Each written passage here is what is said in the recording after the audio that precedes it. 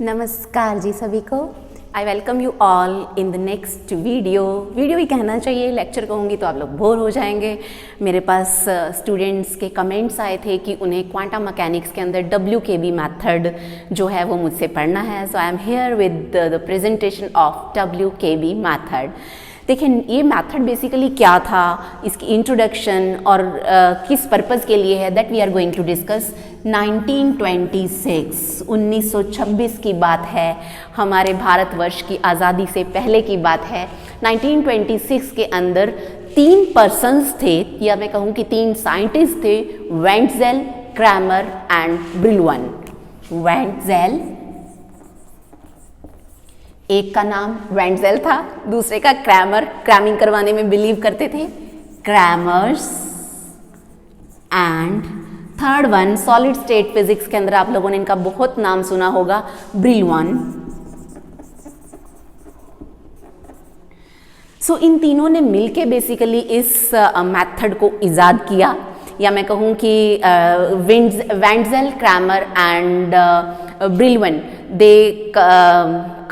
they solved or they gave this method to solve any system, to give the equation for any system, to give the solution of wave function for any system.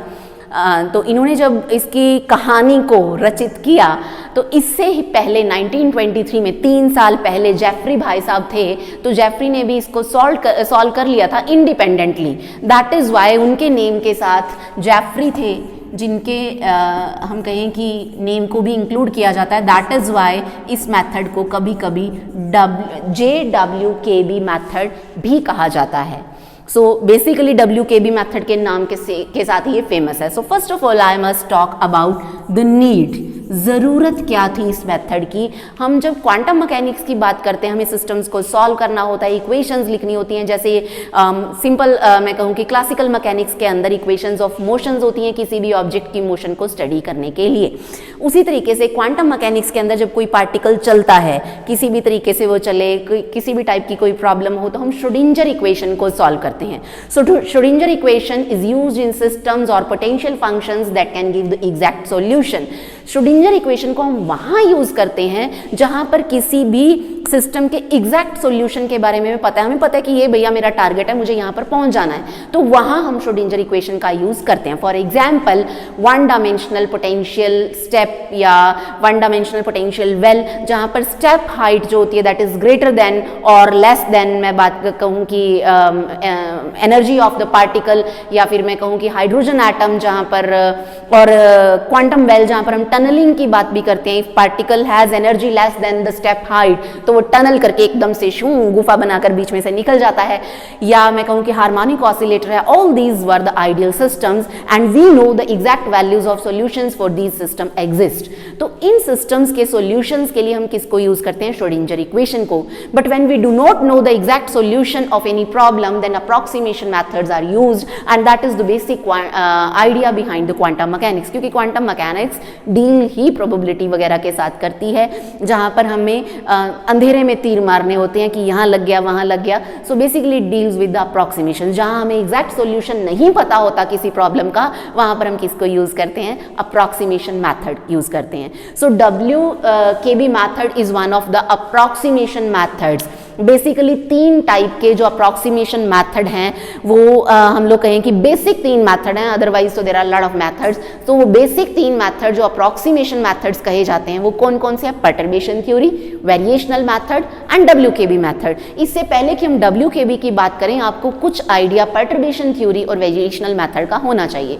So first of all I must talk about perturbation theory. पूरी detail में हम नहीं करेंगे क्योंकि हमें आज WKB method की बात करनी है, लेकिन WKB मेथड की जो कहानी है, की जो बेस है, वो कहाँ से शुरू होती है? पर्टर्बेशन थ्योरी, वेरिएशनल मेथड, इनके साथ लिंक करके हमें बात करनी होती है। So perturbation theory is basically a method to reach up to unknown from the known one, कि हमें एक वैल्यू के बारे में पहले से पता है, हम नोन टू अननोन जा रहे हैं. This theory can be used if we already know the solution of any unperturbed system. Perturbation मतलब आपने कुछ डिस्टर्ब कर दिया है किसी चीज को, कुछ किसी चीज को उसकी ओरिजिनलिटी से या आइडियलिटी से कुछ हिला दिया है. तो आइडियलिटी के लिए अगर हमें चीजें पता हैं तो रियल वर्ल्ड के अंदर चीजें उससे डिफरेंट होती हैं, तो हम वहां पर उन्हें फाइंड आउट कर लेते हैं. So I am again repeating, perturbation theory can be used to know the solutions for the system which in terms of the solutions of unperturbed system. ऐसे सिस्टम्स जिनका हमें सॉल्यूशन नहीं पता है, उनका हमें जिनका पता है उनसे उसको ढूंढ लेते हैं. कई बार ऐसा क्या होता है कि आप लोगों को किसी भी एक मैं कहूँ कि पर्सन के बारे में, सपोज राम और श्याम दो पर्सन है और आपको श्याम के बारे में कुछ लिखना है, but you don't know about anything about Shyam, लेकिन श्याम राम का दोस्त है, आपको राम के बारे में सब कुछ पता है और आपको पता है कि फ्रेंडशिप हमेशा नेचर लव सिमिट्री, वो सिमिट्री में ही होती है.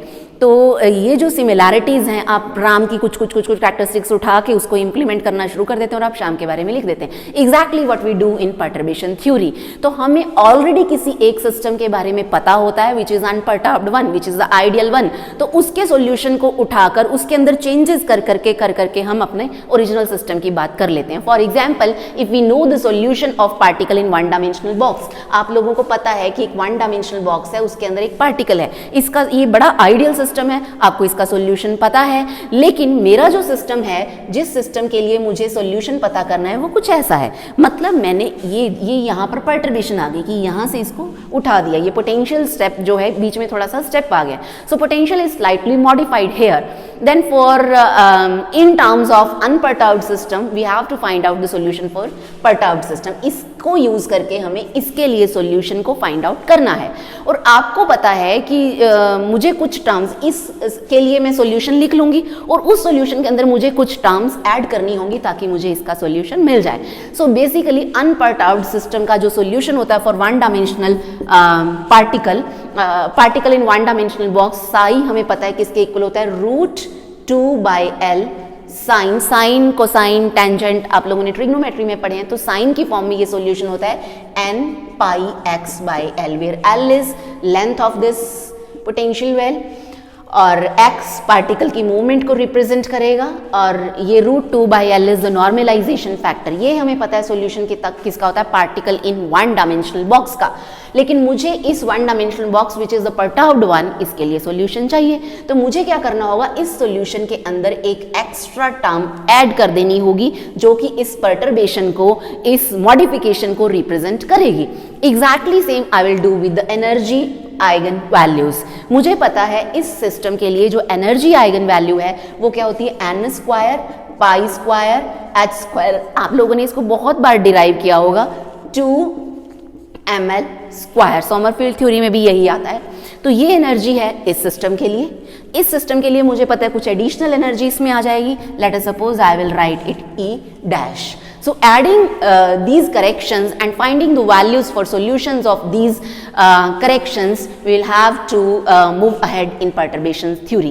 So this is the basic idea in perturbation theory. Next we will discuss variational method. मुझे लगता है आपको perturbation theory clear हो गई होगी कि हमें एक सिस्टम के बारे में कुछ पता है और दूसरे के बारे में हमें उसको पता करना है. So next we are discussing variational method.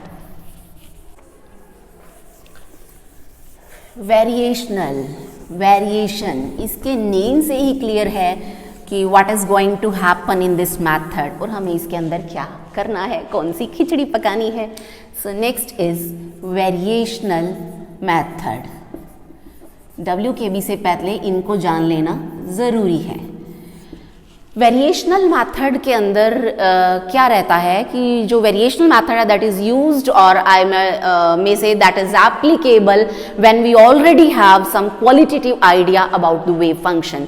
किसी भी सिस्टम के वेव फंक्शन के बारे में अगर मुझे क्वालिटेटिव आइडिया है कि यहाँ से ये बढ़ेगा, यहाँ से ये कम होगा, यहाँ इसकी मैक्सिमम वैल्यू होगी, यहाँ इनकी मिनिमम वैल्यू होगी, मुझे उससे थोड़ा वेरी करवा के मुझे एग्जैक्ट सॉल्यूशन पर पहुँच जाना है. सो एग्जैक्टली ये होता है वेरिएशनल सिस्टम के अंदर. आई am again repeating, you can note down, variational method can be used or is applicable where we have some qualitative idea about the wave function of the given system. Suppose we want to know the ground state solution of harmonic oscillator by variational method. आप लोगों को पता है कि harmonic oscillator का जो curve रहता है वो कुछ इस टाइप का होता है और इसकी ग्राउंड स्टेट समवट इस तरीके से रिप्रेजेंट होती है। मान लीजिए हमें हार्मोनिक ऑसिलेटर की जो ग्राउंड स्टेट है उसका सॉल्यूशन, उसकी वैल्यू फाइंड आउट करनी है बाय यूजिंग वेरिएशनल मेथड। और हमें पोटेंशियल वेल के बारे में पता है, हमें ये भी पता है कि जो हार्मोनिक ऑसिलेटर है वो सिमेट्रिक है। This is qualitative idea but we already have about this system, कि हमें पता है इसका सिस्टम सिमेट्रिक होना चाहिए, इसका वेव फंक्शन, और वो वेव फंक्शन कुछ इस फॉर्म में रहता है। पैराबोलिक शेप है, हमें पता है पैराबोला की इक्वेशन जाती है, means power of x must be even in this case, wave function must vanish at infinity. ये भी हमें पता है कि वेल डिफाइंड या well behaved wave function that is power of exponential term must be negative. ये हमें पता है कि होना चाहिए, कि हमें एक्सपोनेंशियल टर्म लेनी पड़ेगी और उसकी पावर को नेगेटिव करना पड़ेगा। इसका मतलब मैं इसको फिर से मॉडिफाई करूंगी, I will write this e raised to power minus a x square and these must not exist and with some nodal point. यहाँ पर कोई भी नोडल पॉइंट नहीं होना चाहिए। ये these are the qualitative ideas which we already have about this system. पहली बात हमें पता है सिमेट्रिक होना चाहिए, पैराबोलिक होता है तो पैराबोला की इक्वेशन होनी चाहिए, इन्फिनिटी पे वैनिश होना चाहिए, एक्सपोनेंशियल वेरिएशन होनी चाहिए, इसका मतलब एक्सपोनेंशियल की पावर नेगेटिव होनी चाहिए, and there must not exist कोई भी नोडल पॉइंट उसके अंदर नहीं होना चाहिए। Means there must not be some individual मैं कहूँ कि पावर ऑफ x, कोई भी पॉलिनोमियल ऐसी नहीं होनी चाहिए जिसके अंदर x की ऑड पावर हो। अगर ऑड पावर आ गई तो नोडल पॉइंट आ जाएगा, तो नोडल पॉइंट नहीं होना चाहिए। And variational method is used to calculate ground state energy of some excited states also. तो इस मेथड को हम कुछ एक्साइटेड स्टेट की एनर्जी को फाइंड आउट करने के लिए भी यूज कर सकते हैं। तो यहाँ से हम स्टार्ट होंगे, इसके अंदर मॉडिफिकेशंस करते जाएंगे और हम अपनी मंजिल तक पहुँच जाएंगे। साथ ही हाथ बढ़ाना, मेथड हाथ बढ़ाना, हम चलते जाएंगे। तो ये थोड़ा बहुत it was little bit idea of perturbation theory and variational method. अब उसके बाद हम बात करेंगे अपनी आज की पर्टिकुलर कहानी की, which is the WKB method. So basically WKB method is used to find the time independent approximate calculations of a or I must say it is a semi classical method। ये semi classical method है, पूरे तरीके से classical physics को use नहीं करता है, और इसके लिए हम अप्रॉक्सीमेट कैलकुलेशंस करते हैं, और रादर वो कैलकुलेशंस भी टाइम इंडिपेंडेंट कैलकुलेशंस होती हैं।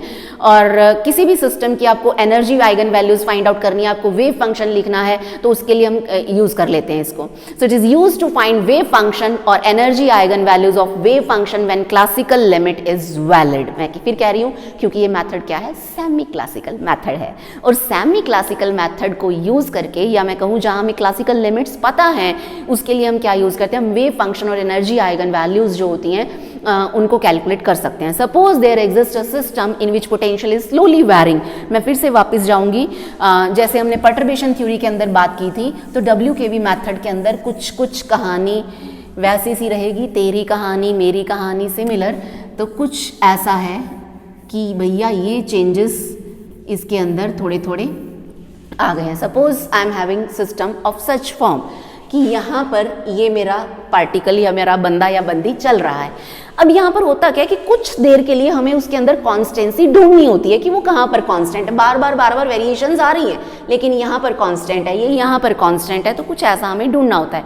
So I am again repeating कि WKB मेथड में क्या होता है, necessary condition for WKB method is that the variation must be less than corresponding de Broglie wavelength of the particle. कि उसके अंदर वेरिएशन आ तो रही है, चेंजेस तो आ रहे हैं, लेकिन वो चेंजेस इतने कम हैं, इतने छोटे हैं और इतने स्मॉल ड्यूरेशन के हैं कि हम उन्हें कहीं कहीं पर कांस्टेंट मान सकते हैं। I'm again repeating, the variation must be less than corresponding de Broglie wavelength of the particle, means variation is so small that it can be considered at least constant at least for one de Broglie wavelength region। कि at least एक wavelength तक de Broglie wavelength जो होती है उस particle की, उस एक wavelength तक उसको हम constant मान सकें। अगर ये चीज़ है तो WKB मेथड इंप्लीमेंट होगा, अदरवाइज भूल जाना बाबा WKB मेथड को कि आप इसको इम्प्लीमेंट करेंगे। बेसिकली जो WKB मेथड है that can be use in two ways. Number one, you can calculate energy of some bound state. There are two ways कि you can calculate energy of some bound state. आप किसी भी bound state की energy इस method को use कर calculate कर सकते हैं। And another thing is tunneling rate from some potential barrier. Potential barrier आप लोगों ने पढ़ा हुआ है, उस पोटेंशियल बैरियर में से जब पार्टिकल टनल करके निकल जाता है, what is the tunnelling rate, और प्रिसाइज इंफॉर्मेशन आपको चाहिए तो आप इस मेथड को यूज कर सकते हैं। So you can calculate tunnelling rate of particle. Particle का जो टनलिंग रेट है कहाँ से, फ्रॉम सम पोटेंशियल बैरियर। किसी भी पोटेंशियल बैरियर से उसके टनल करने की क्या गति रहेगी, किस तरीके से वो भागेगा, उसको हम कैलकुलेट करेंगे। So let us further move ahead in this WKB method. तो अब WKB मेथड की कहानी की असली शुरुआत करते हुए मुझे एक पार्टिकल अज्यूम करना पड़ेगा, सिस्टम कंसीडर करना पड़ेगा और धीरे धीरे इस दुनिया में आगे बढ़ना पड़ेगा। So assume a particle in potential region having energy E and उसके लिए जैसे ये है पार्टिकल घूम रहा है, चल रहा है इधर उधर। So basically Schrödinger equation for such a particle हम लोगों को पता है d2 psi बाय dx2। आप लोग हर एक सिस्टम के लिए श्रोडिंजर इक्वेशन लिखते आए हैं, तो सेम श्रोडिंजर इक्वेशन को ही यूटिलाइज करेंगे। 2m h square E minus v psi is equal to 0। तो हर कहानी की शुरुआत तो भैया श्रोडिंजर भैया से ही होती है। So d2 psi by dx2 plus 2m upon h square E minus v psi equal to 0। हमें पता है कि ये श्रोडिंजर इक्वेशन होती है, और हर बार ऐसी इक्वेशंस के अंदर हम एक क्वांटम मोमेंटम पुट करते हैं। जो ये टर्म रहती है this one 2m upon h square E minus v, इसको यूजुअली हर एक मेथड के अंदर हम लोग पुट कर देते हैं k स्क्वायर, जब भी हम श्रोडिंजर इक्वेशन को यूज करके सॉल्यूशंस फाइंड आउट करते हैं। So this k is called quantum momentum of the particle. अब होता क्या है कि अगर एनर्जी पार्टिकल की पोटेंशियल से ज़्यादा है, if this E is greater than V, potential जो है वो बैरियर है उससे पार्टिकल की एनर्जी ज़्यादा है।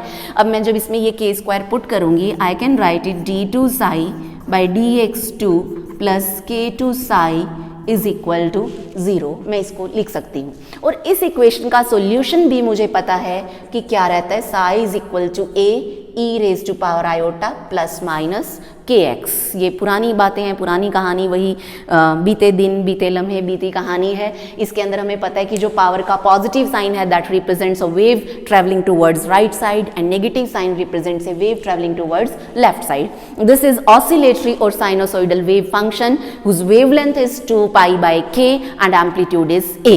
ये कहानी आपको पता है। और अगर मैं यहीं पर कह दूं कि पार्टिकल की एनर्जी जो है that is less than this potential, तो यही इक्वेशन हमें पता है क्या बन जाती है, d2 psi dx2 minus k square psi equal to 0। कहानी कुछ ऐसी हो जाती है।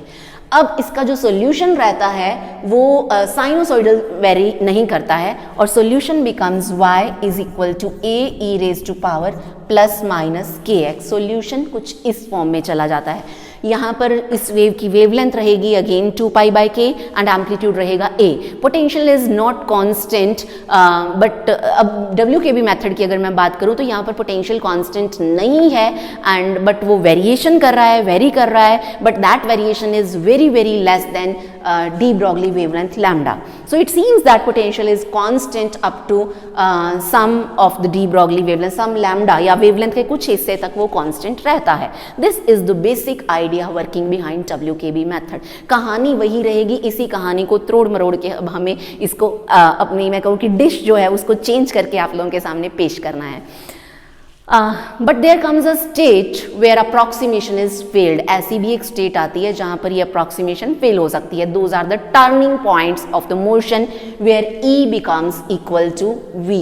At the turning points this approximation may get failed and those points are equal to, भी पार्टिकल ट्रेवल कर रहा है बैक एंड फोर्थ, और जब वो बाउंड्री पे पहुंचता है वहां से वो बाउंस बैक करता है, तो उनको हम बोलते हैं बाउंड्री वैल्यूज या टर्निंग पॉइंट्स। वहां पर E is equal to V हो जाता है। So at this point, at this turning point 2 pi by lambda जो होता है, 2 pi by K equal to lambda equal to becomes infinite, ये इन्फिनिटी हो जाता है। तो हमारे पास जो मोमेंटम रहेगा 2m upon h cut square V minus E हो जाता है इस टर्म के अंदर, जहाँ पर energy less than step height होती है। ये जो वैल्यू है क्वांटम मोमेंटम की, दैट बिकम्स इक्वल टू 0, क्योंकि वेवलेंथ इनफाइनाइट हो गई है, ये 0 हो जाएगा। This is called classical turning point. इसको, इस पॉइंट को हम क्या बोलते हैं? We call it classical turning point. इसको क्लासिकल टर्निंग पॉइंट कहा जाता है। नाउ पार्टिकल जो होता है that reverses the direction of motion, in turning points पे पार्टिकल अपनी डायरेक्शन ऑफ मोशन को रिवर्स कर लेता है। तो जो इक्वेशन है मेरी, इक्वेशन क्या बन जाएगी Schrodinger equation? d2 psi by dx2। हर जगह पर श्रोडिंगर इक्वेशन ही बार बार आ रही है, मुझे क्या करना है? दूसरी तरफ उस टर्म को ले जाना है, -2m bye h cut square. और इसके साथ हमें पता है कि एनर्जी की टर्म, टोटल काइनेटिक एनर्जी की टर्म बेसिकली होती है E माइनस V psi। इसको मैं इस तरीके से लिख सकती हूँ। अब यहाँ पर मुझे पता है कि 2m this term mass into 2m E minus V, ये जो टर्म है इसको मैं कह सकती हूँ p square, and this is nothing but classical momentum. तो इसीलिए हम इसको सेमी क्लासिकल मेथड भी बोलते हैं। अगर मैं इसको क्लासिकल मोमेंटम को एज सच पुट कर दूँ तो d2 psi by dx2, classical theory है, क्लासिकल कॉन्सेप्ट्स को यूज कर रही है। आप इसकी वैल्यू को यहाँ पर पुट करेंगे तो p स्क्वायर h का स्क्वायर psi, ये इक्वेशन यहाँ पर आ जाएगी। Suppose this one is equation number 1 and suppose this one is equation number 2। हम लोगों को ज़रूरत पड़ेगी बार बार इक्वेशंस की, तो इनकी नंबरिंग कर लेते हैं। It will be easy for you people to remember. Here you will have to remember quantum number h cut, जिसको हम क्लासिकल मोमेंटम भी बोलते हैं। जो क्वांटम मोमेंटम होता है that is always equal to h cut into classical momentum. Classical momentum को p से रिप्रेजेंट करते हैं, क्वांटम मोमेंटम को हम k से रिप्रेजेंट करते हैं। p is equal to h cut k आपको होता है, आपको पता है।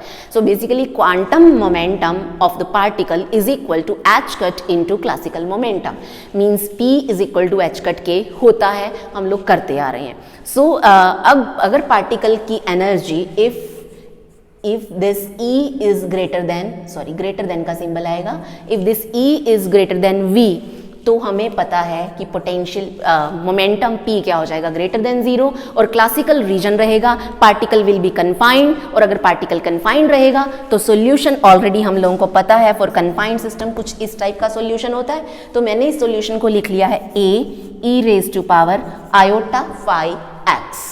अब इस वैल्यू को मुझे पुट करना है इक्वेशन नंबर 2 के अंदर। You have to put this value in equation number 2।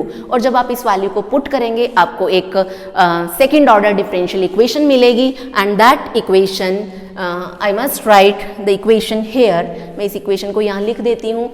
A double dash, single dash आपको पता है कि सिंगल डेरिवेटिव होता है, डबल डैश आपको पता है कि डबल डेरिवेटिव होता है। 2 iota A dash phi dash, तो 5 का भी सिंगल डेरिवेटिव आ गया, A का भी सिंगल डेरिवेटिव, A का डबल डेरिवेटिव भी आ गया, plus iota A phi dash. Terms जैसे ही आप पुट करवाएंगे you will get these terms, minus A phi dash square, इसको डैश बोलिए, प्राइम बोलिए, जो आपका मन करे वो आप बोलिए, equal to minus P square h cut square into A। आप जब इस इक्वेशन को इस इक्वेशन में पुट करेंगे you will get this equation. Suppose this is equation number 3। अब मुझे क्या करना है? इस इक्वेशन के कोफिशिएंट्स को कंपेयर करना है।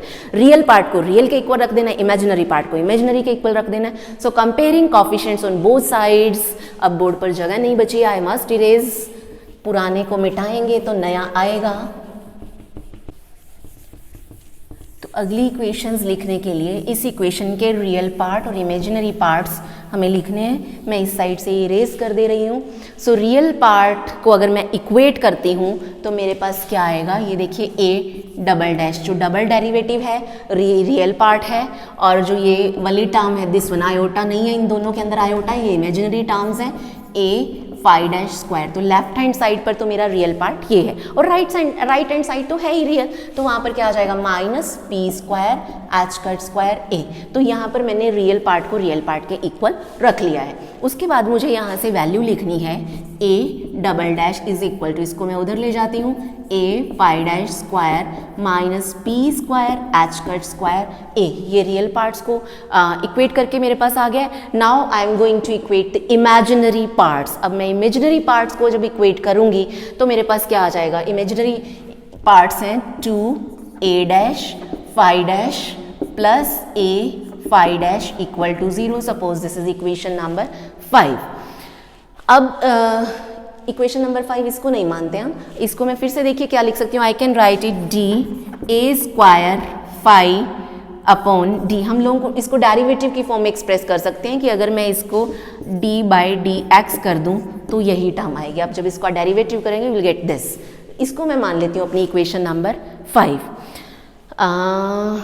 अभी क्या होगा, हमें इस इक्वेशन को फर्दर सॉल्व करना होगा। To solve this equation further, मुझे अभी भी नहीं, रुकिए, we don't need this equation, हमें इसकी ज़रूरत है ए स्क्वायर फाई डैश। तो मैंने क्या किया, let this A square phi dash, इसको मैंने बी कॉन्स्टेंट एक पुट करवा लिया। अब जब मैं पुट करवाऊंगी तो यहाँ पर मेरे पास क्या आ जाएगा, this A will become equal to b upon root phi dash. I will get this one. Suppose this is equation number 5. अब आ गई है 5. So real part of this equation cannot be easily solved. For this we will have to use again approximation method. Real part को आसानी से solve नहीं किया जा सकता है, imaginary part को हमने solve कर लिया है. So let us assume amplitude A varies slowly due to variation in potential. That is, A varies slowly due to variation in potential and A varies slowly so that जो A double dash term है that becomes negligible, क्योंकि A के अंदर variation बहुत कम है और जो A double dash है वो उसका 2 बार डेरिवेटिव है, ट्वाइस वेरिएशन हम ले रहे हैं तो हम उसको क्या कर देंगे, वैनिश कर देंगे। A double dash term can be negligible. तो इसका मतलब है A double dash upon A is much less than phi dash square and P square H cut square. Therefore we can write this phi dash is phi dash का square और P square H cut square, इसको हम क्या कर सकते हैं, हम equal to 0 लिख सकते हैं। तो यहाँ से फाई डैश स्क्वायर किसके इक्वल आ जाएगा, P square upon h cut square, इसके इक्वल आ जाएगा। अब जब ये इसके इक्वल आ गया तो यहाँ से आप फाई डैश की वैल्यू निकाल सकते हैं। तो यहाँ से फाई डैश की वैल्यू क्या आ जाएगी, plus minus P upon h cut, taking square roots on both sides. अब ये जो फाई डैश है ये मुझे पता है ये क्या होता है, d phi by d x होता है। D phi by d x मेरे पास किसके इक्वल आ गया, plus minus p upon h cut के इक्वल आ गया। अब यहाँ से मुझे अगर फाई लिखना है मुझे करना पड़ेगा integration. So this phi will come out equal to 1 upon h cut integration p d x. तो यहाँ से हम फाई की वैल्यू ले सकते हैं। अब suppose this is my equation number 6, ये हो गई इक्वेशन नंबर 6। अब आपको क्या करना है, इस 6 को इस 5 के अंदर पुट कर देना है। So by substituting equation number 6 into equation number 5 we get the value of amplitude in terms of momentum. तो आपके पास एम्पलीट्यूड की value in terms of momentum क्या रहेगी वो आप देखिए। तो ए हमारे पास आ जाएगा root H cut B, amplitude A की वैल्यू आएगी रूट एच कट बी। छोटे छोटे से मैथमेटिकल स्टेप्स हैं, you can easily solve them. Divided by हमारे पास आएगा रूट पी, क्योंकि ये भी कांस्टेंट है ये भी कांस्टेंट है तो मैं इसको एक नया कांस्टेंट लिख लेती हूँ, C upon root P. So A can be written as C upon root P. तो मोमेंटम के टर्म में मेरे पास एम्पलीट्यूड आ गया है, जैसा मैंने कहा था, जैसा मैंने प्रॉमिस किया था। Now put equation number 7 and equation number 6 in equation number 2। मैंने 2 इक्वेशन इरेज कर दी है, यहाँ पर थी, तो ये 7 को और 6 को आपको उस इक्वेशन नंबर 2 के अंदर पुट करना and you will get the general approximated solution. वो सॉल्यूशन जो हो जाएगा वो क्या रहेगा, psi is equal to A E raise to power iota phi X, ये रहेगा। अब यहाँ पर आप c की वैल्यू को दोबारा पुट कर दीजिए, आप फाई की वैल्यू को पुट कर दीजिए, ए की वैल्यू को पुट करेंगे, it will be c upon root p। ये वाली वैल्यू a की हो गई। फाई की वैल्यू हमने यहाँ पर फाइंड आउट की थी 1 upon e raise to power, यहाँ पर प्लस माइनस भी आएगा, तो plus minus iota, plus minus हमारा यहाँ था तो ये यहाँ रहेगा, यहाँ पर प्लस माइनस नहीं है, ये सॉल्यूशन हम एज सच लिखेंगे, और यहाँ plus minus iota P 1 upon h cut P d x, ये हमारे पास क्या आ गया है, सॉल्यूशन। सो हम एंड के नज़दीक हैं। So this solution is for one dimensional travelling wave. Similarly solution can be found for other directions and we know that psi does not have any physical meaning, or magnitude of psi x square gives us the probability of finding the particle somewhere in space, and that is basically c square upon p.